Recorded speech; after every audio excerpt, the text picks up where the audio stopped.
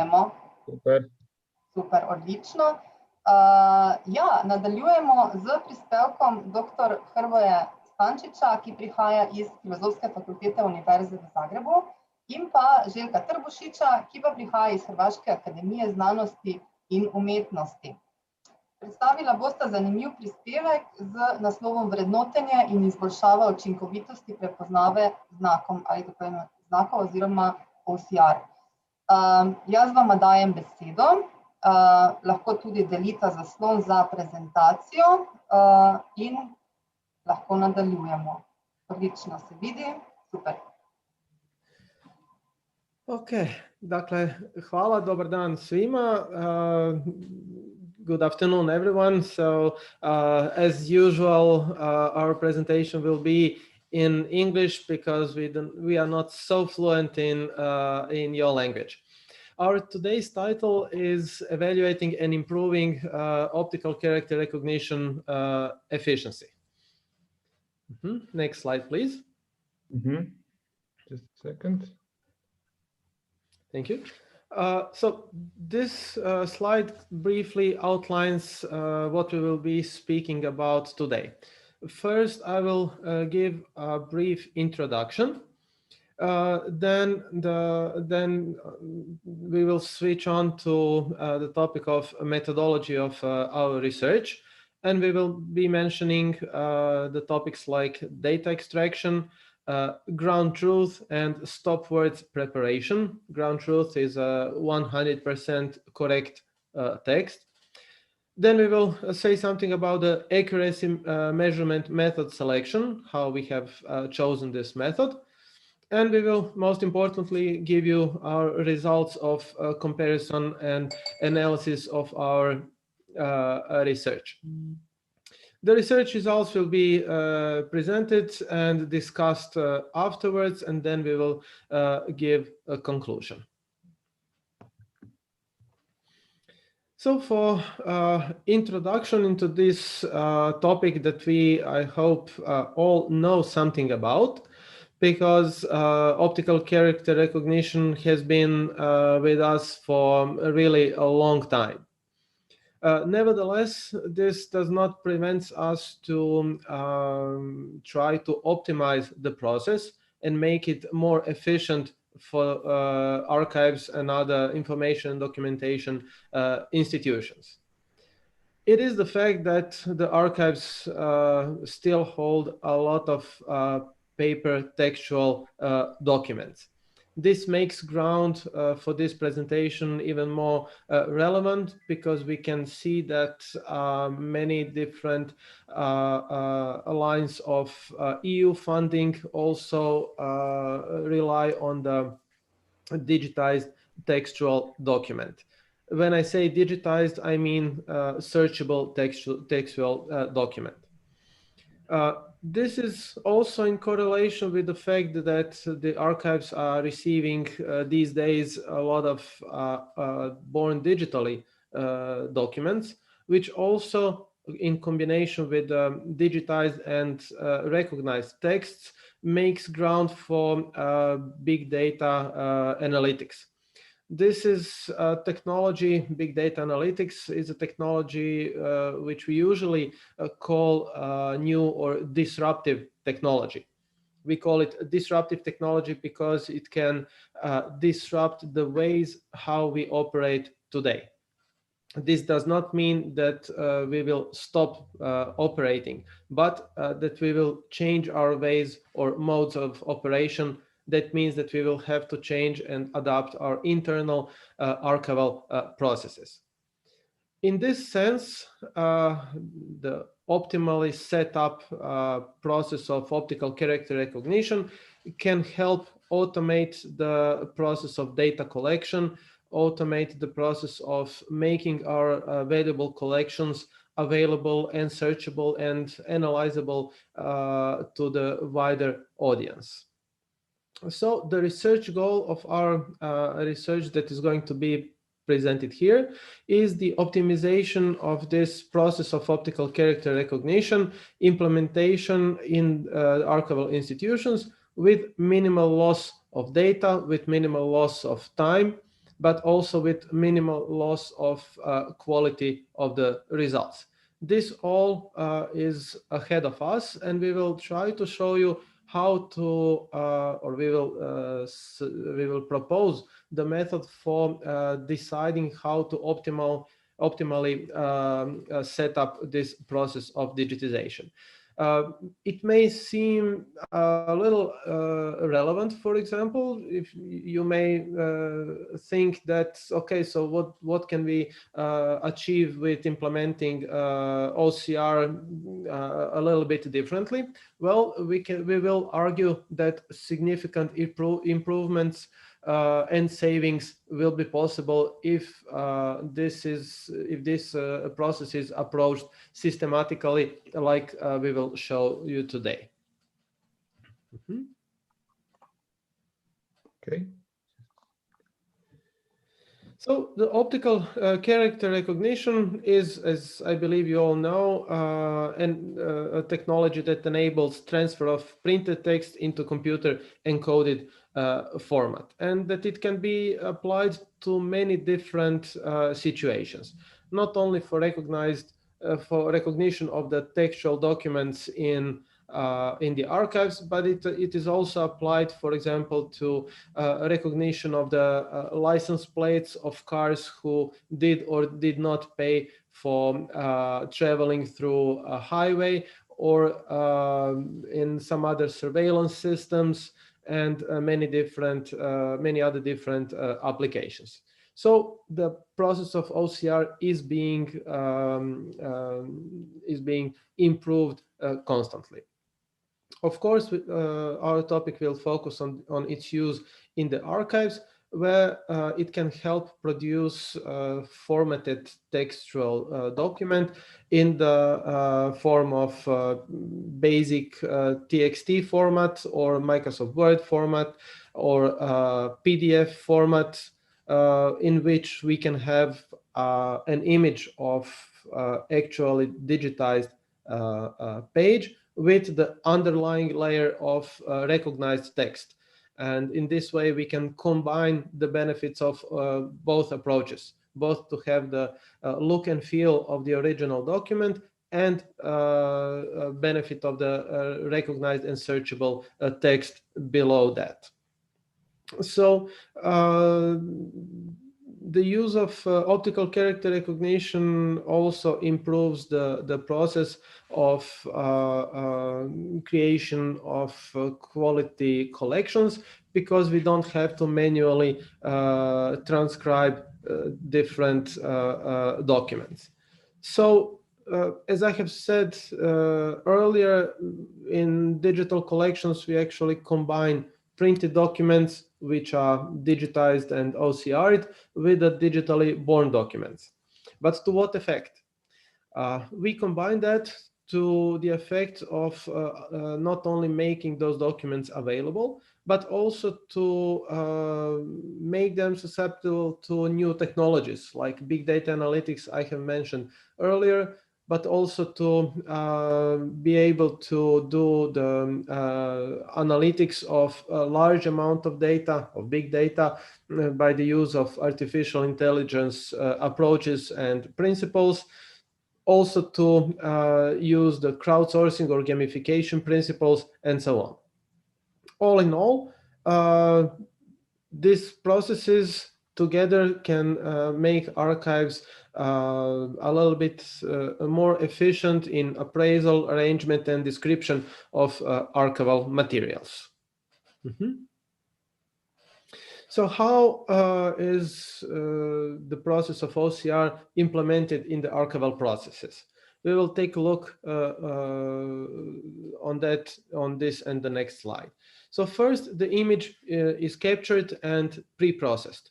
When we say pre-processed, it means that it is processed before entering the OCR process. So this is, in this context, meant by pre-processing. So we acquire digital reproductions either by scanning it or taking photos by usage of digital cameras, and we edit those images by either commercial or open source editing tools in order to prepare the image to be of best quality, so to say, for processing with OCR. Taking this into account, in our research, we have defined the first hypothesis that we will try to confirm.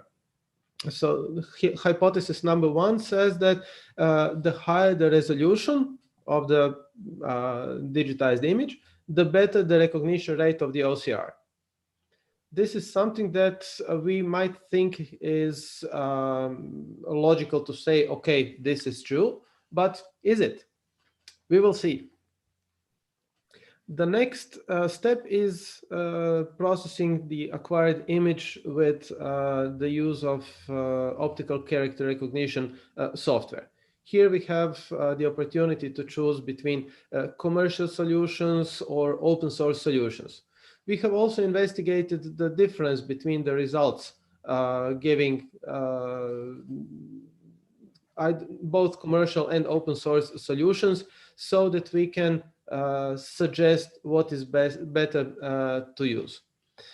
In this sense, we have formulated our second hypothesis, and that is that commercial software offers higher accuracy than open source OCR engines. We will see how the results will show in this context. The third step is text post-processing. This means text cleanup and corrections with support of, for example, underlying or connected dictionary, or by enabling or inviting our users, our audiences, to correct the recognized text. So this falls under the crowdsourcing principle. Also, we in this step we format our text and we arrange it in different file formats as needed. And the fourth step, which actually could be implemented in either of in any of those previous 3 phases, is quality evaluation. So we can discuss the topic of quality evaluation in image capturing, in pre-processing, in OCR, or in text post-processing. Predominantly, it means measuring OCR accuracy and effectiveness of the workflow, and we will try to show you how the quality of, for example, captured image in terms of dots per inch, so the resolution, influences the results of OCR. So, as I said, this fourth step might be applied to any part of the first 3 stages. So keep that in mind. And now I'll switch over to Željko. Thank you, Hrvoje. I will deal with the methodology part of our research and say something about how we have conducted our experiments and what measurements we used and what were the results of our comparisons and how they reflect to the overall optimization of the OCR implementation in archives. Our research was conducted evaluating 2 different OCR engines' performance on a specific archival material. The methodology of our research is drawn in 4 stages. The first stage is the dataset extraction. The dataset is the necessary files that we used, that we measured, so that the conclusions can be applied and that our hypothesis can be confirmed or not. The second stage in our research is dealt with extracting or creating the ground truth files that are needed for the comparison and to prepare our stopwords data that is used in the analysis. The third stage is the selection of our accuracy measurement method. there are various methods and various data that we can measure. So we need to decide what is best for our specific situation. And the fourth stage of the research is, of course, the comparison of the results and the analysis and how they affect the overall process of implementation. So for our data set, we have chosen to conduct our research on the typewritten pages from the board meetings and plenary sessions of Croatian Writers Society, Društvo hrvatskih književnika. It's a society that is active since 1900 up until today, and we have decided to use the typewritten transcripts that span the time from 1966 to 1968. We have chosen 123 pages, but the whole collection has around more than 10,000 or 20,000 pages.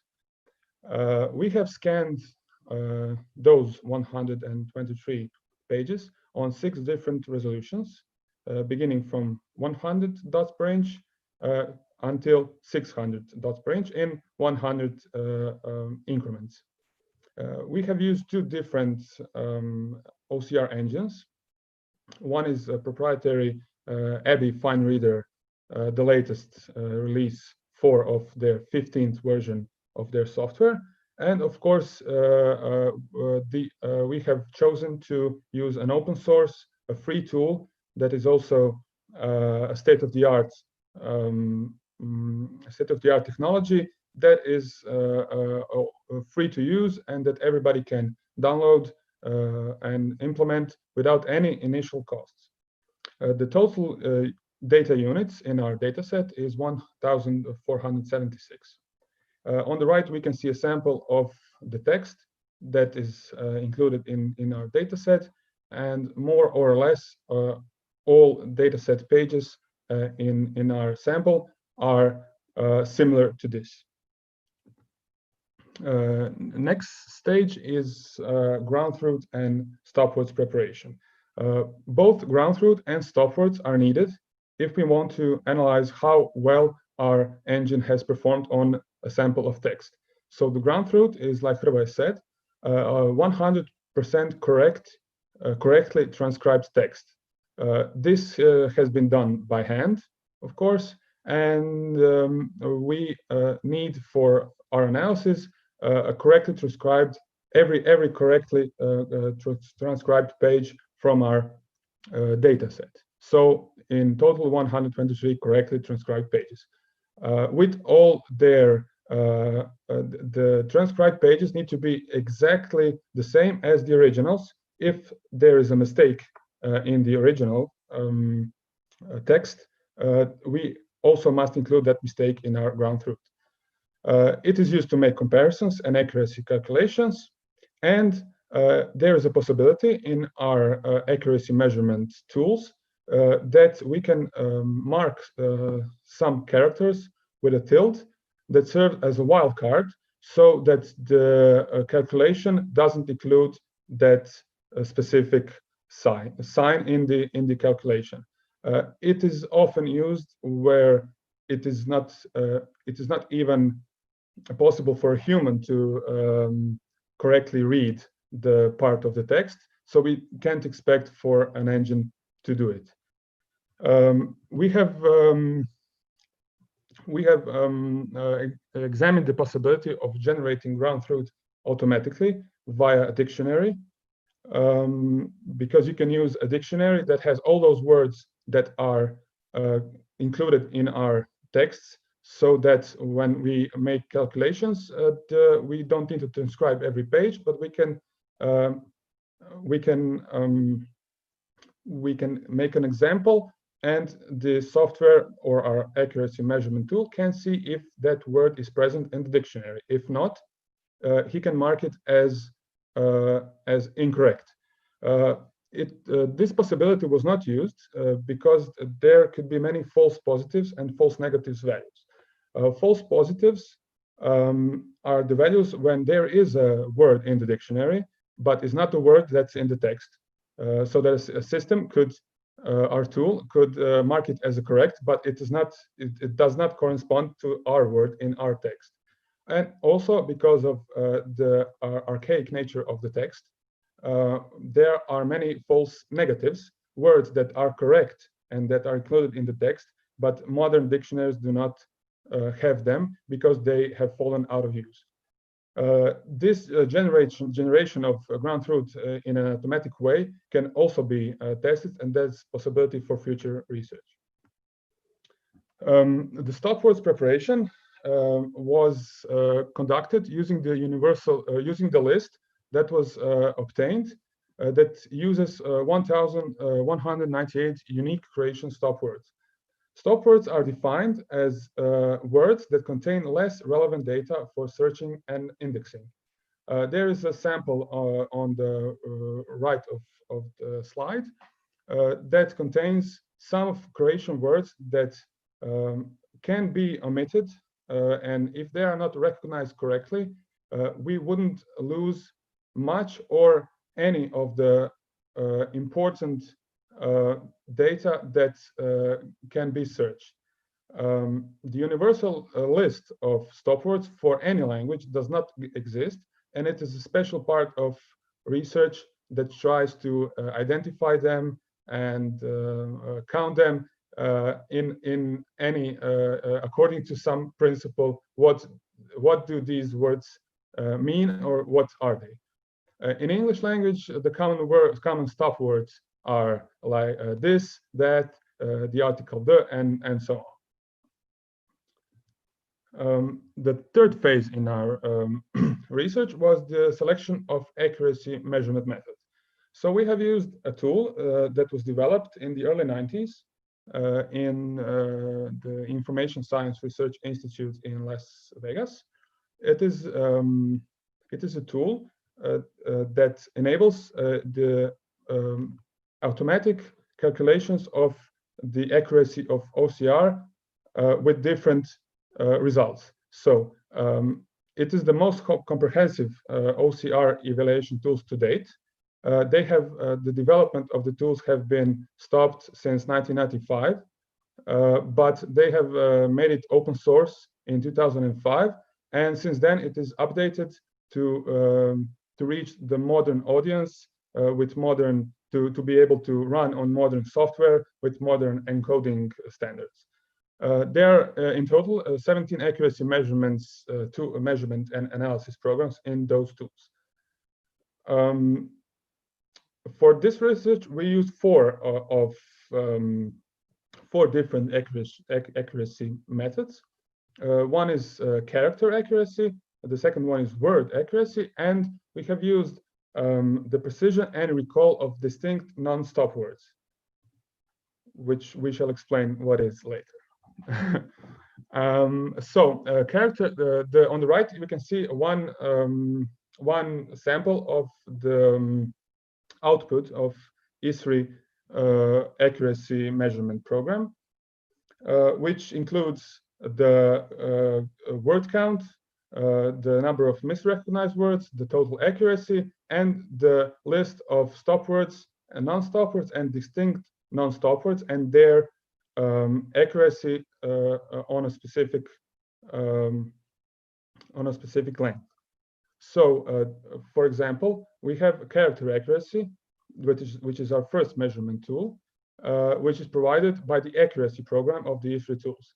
It calculates the Levenshtein distance, which is the number of necessary deletions, substitutions, and insertions of characters, which we need to do, or the software needs to do, to correct the recognized text. The second program that we used is the word accuracy program. This is the output that you see on the screen. It calculates the percentage of misrecognized words. So, for example, on this image, you can see that 94.35% of words is correctly recognized. That means that out of 301 words on, this is a sample of one page, 17 words are not being recognized correctly in our current situation. It also delivers, like we said, the statistical data on stopwords, non-stopwords, and distinct non-stopwords. The distinct, first we need to say what are non-stopwords. So we have discussed that stopwords are redundant data or data that can be lost, and it does not affect the search capabilities of our recognized text. So then we have non-stopwords those are words that are not included in our stopwords list, and that we see as the words that are relevant to the search process.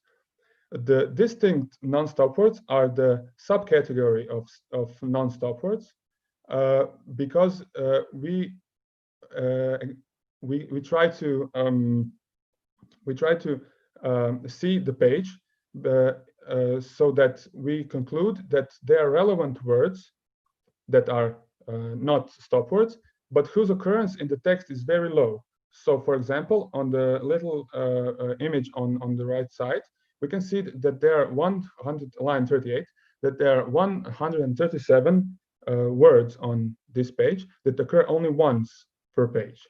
So that means if those words are missed, if any of those words is recognized incorrectly, we will not receive, or we will not have an output when we try to search for some text.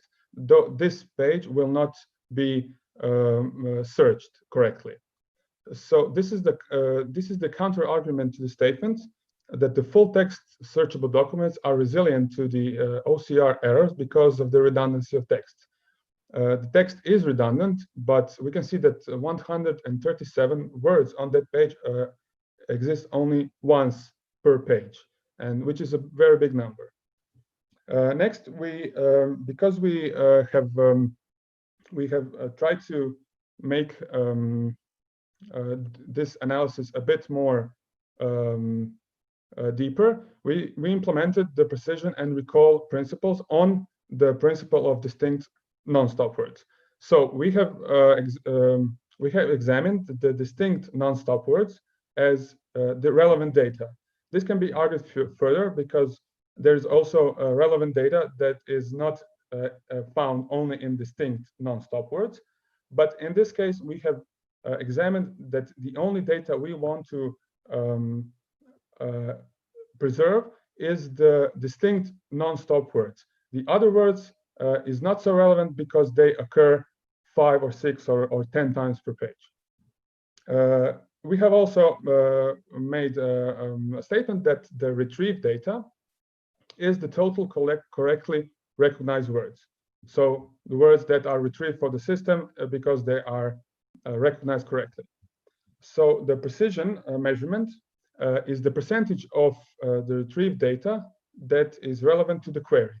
In our case, it is the percentage of correct distinct non-stop words divided by the correct total words. So we want to see how many of our correctly recognized words are the distinct non-stop words.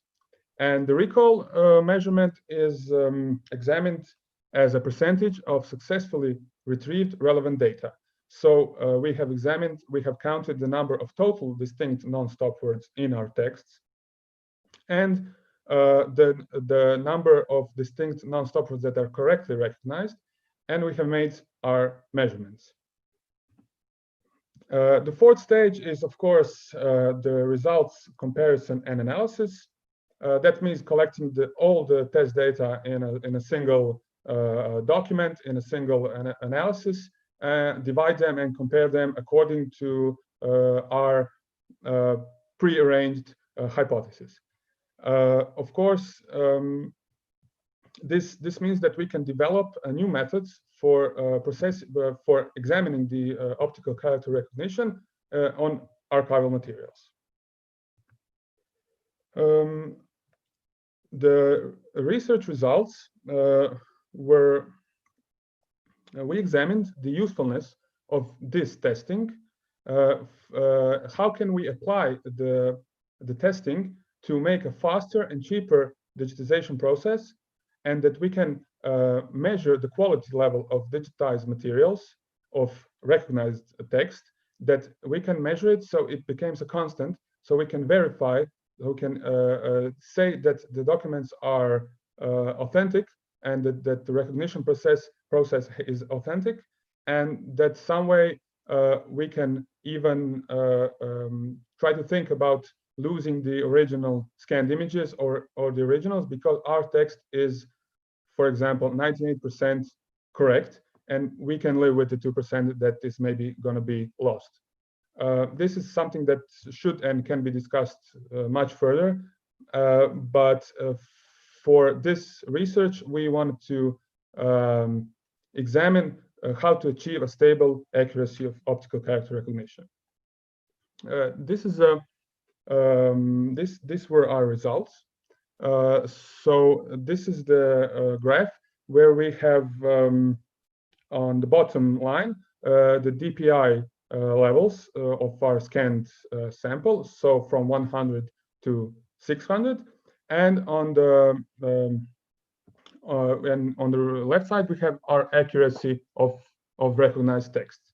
There are 4 columns per quality level. The first 2 columns represent the tesseract character and word accuracy levels, and the second 2 the Abbey fine reader character and word accuracy levels.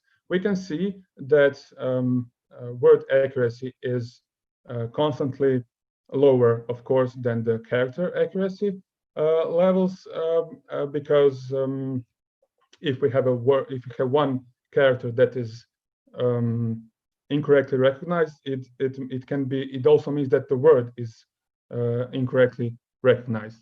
So the best achieved results are in the 200 to 400 DPI range.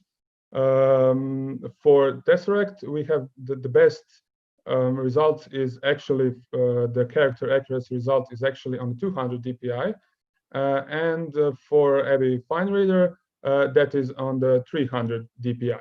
The differences are small, but they can be substantial if we compare that to 1 million pages or for example 100 million pages. We can see one anomaly in the testing, and that is on the 600 DPI range, where the tesseract performed very poorly. It can be explained that it is not carefully optimized for higher DPI quality scans, because the higher DPI scans contain or is visible to the computer the small lines or small dots on the paper that can be misunderstood for signs, for dots, for lines, and the tesseract engine, when he recognizes that page, he includes many of those lines or dots in the final recognized text that are not text, and it drops the accuracy rate very much. So we can say in general that the Abbey fine reader performs much better and with much more consistency on all DPI ranges, and overall in the percentages of correctly recognized text are higher in every aspect. So it confirms our first hypothesis, so that the commercial engine is better in recognizing the text.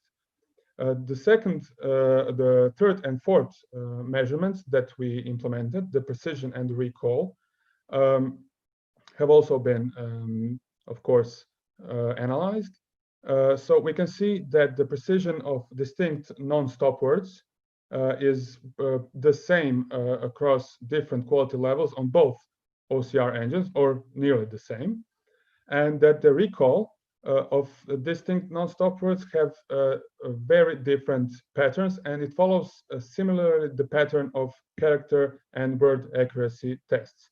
So the ABFINE reader performs much better with more consistency, and the test rate drops on the 600 dpi range for nearly a double in the recall of those words.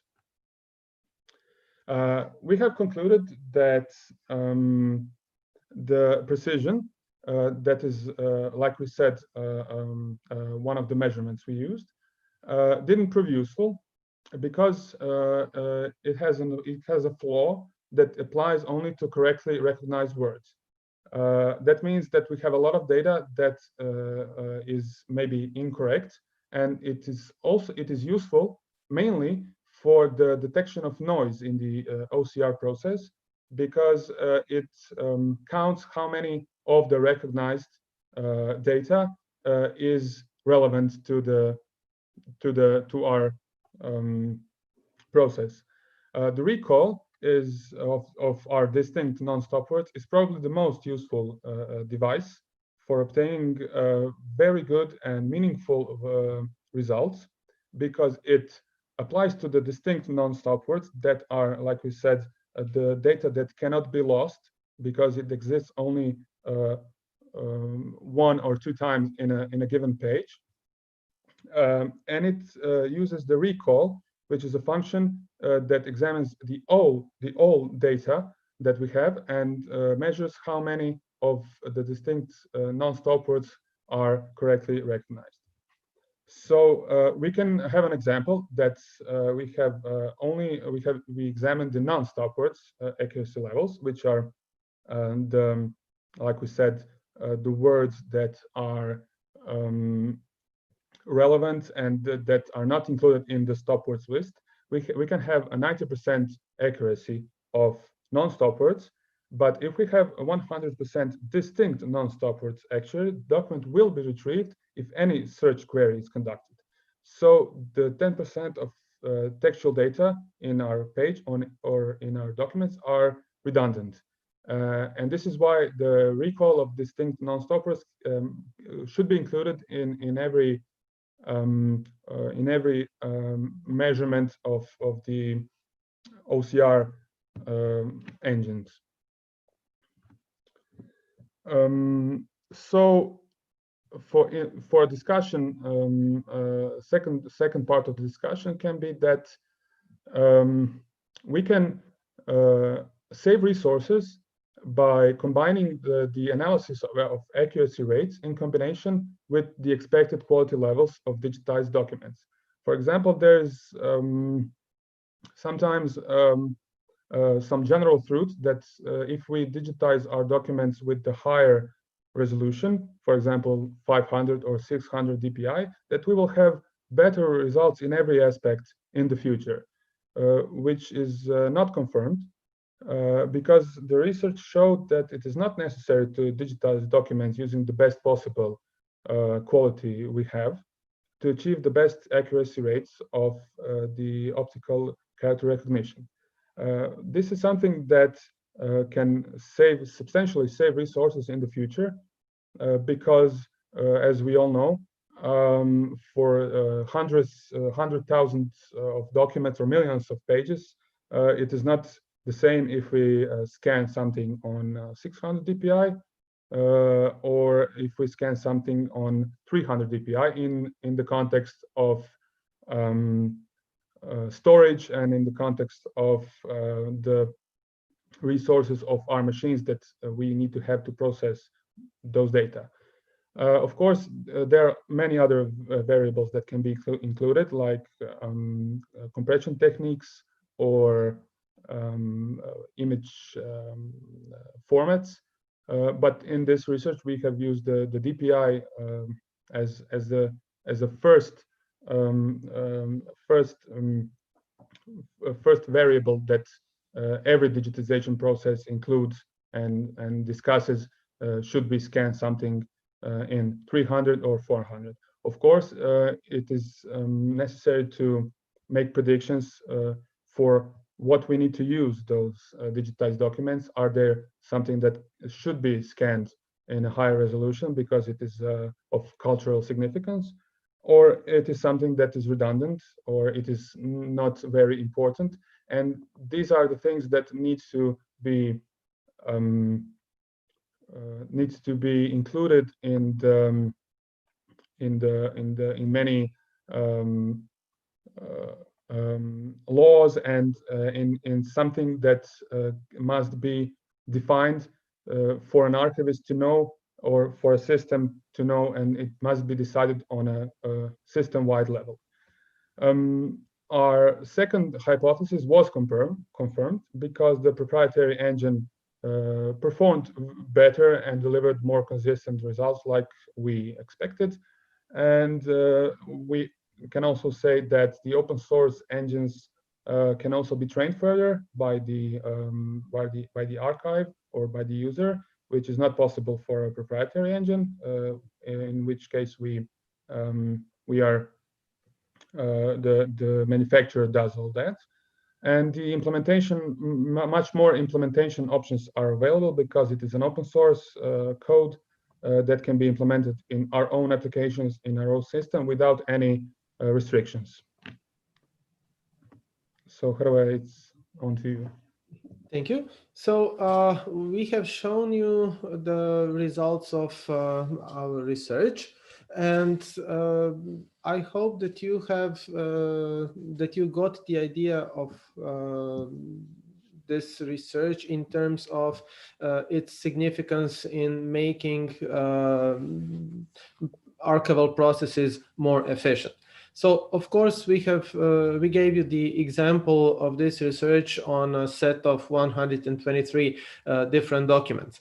What we have learned from this is how to optimize the OCR process for those particular documents.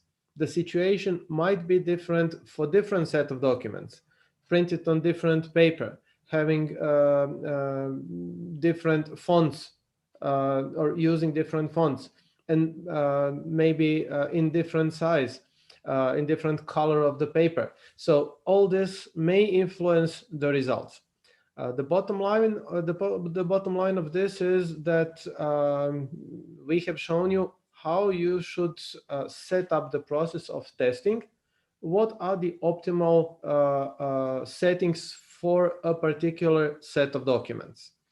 If you do this, if you really test the optimal settings for some collection, you will be able to save not only time on your machines for processing documents, or save space for storage, but also save a lot of time of human resources, and in the end up with much better results. Nevertheless, the goal of OCR in archives should never be 100% accurate transcriptions of the documents we are holding, but the OCR of text with minimal loss of data. And this is what we have shown you today, how you can achieve that. It is always be the case that certain letter or certain word will not be recognized. But we should keep that to the minimum as much as possible, but still having the process optimized. We have shown you that this process could also be automated successfully if you do this, let's call it pilot research on a certain collection. Then you can decide what are the optimal settings for that collection. Then you can automate it with certain certainty of the quality of your results. What we also suggest is that while presenting a recognized collection on the internet to your users, that you also include the recognition rate information. For example, if you say, here is the collection that we digitized, you can freely search through it, but please bear in mind that the recognition rate is 95%. then it means that you as archive say, okay, we have at least 5% of incorrect data in that. So if you do not find a certain word that you are looking for, it doesn't mean that it is not there. Maybe we missed it because of the inability to provide with 100% of accurate text. But no one will then be able to say, okay, you said this is not included and I have found it. By providing this information on the recognition rate, you can really signal the users to read through the retrieved document and not rely solely on the full text search. We think that this is important. It is not so much effort to put this information along with the recognized collection, especially if you do this pilot research before doing the digitization. In terms of evaluation of the archival process, we think that by taking this approach, you can really set up the workflow according to optimal requirements, both in terms of accuracy and time, but also of significance is in terms of costs. Because if you scale up these results, and if you think that there is a quite significant difference, as Željko has earlier put it, between the time needed and the space required for an image scanned in 600 or 300 dpi, and if you scale up this to 1 million of documents, then the difference will be significant. And also in retrieving this document through internet. So we think that this is a way to set up the optimal requirements. Also, by doing that, you will be able to have the digitized pages with more correctly recognized text.